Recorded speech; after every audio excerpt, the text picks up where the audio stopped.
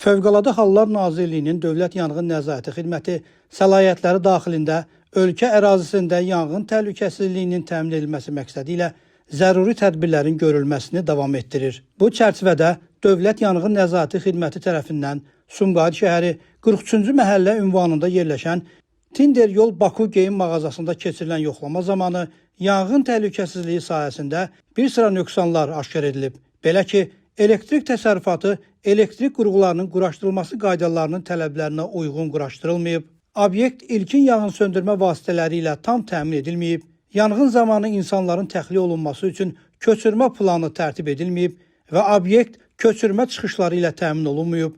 Yanğın xəbərverici siqnalizasiya sisteminin sazlığı barədə sınaq protokolu tərtib olunmayıb. Obyektdə yanğın su hovuzu mövcud deyil. Obyektin daxilində yanar əşyalar pərakəndə şəkildə saxlanılır.